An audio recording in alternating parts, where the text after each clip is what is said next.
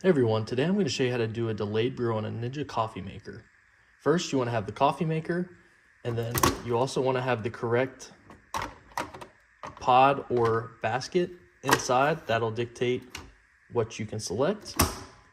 So once you start here, we'll click the delay button, and then we'll click it once more. This will give us all of our options here. So you can set the time using these arrows. You can go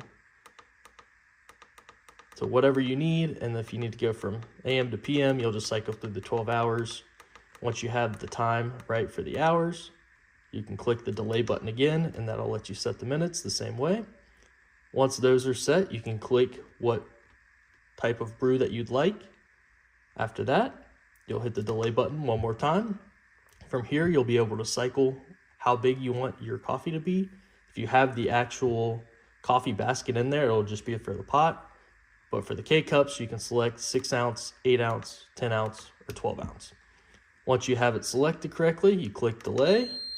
You'll hear that beep, and you can see that the delay light is on, so then you know you're good to go. If you thought this video was useful, please leave a thumbs up. Thank you.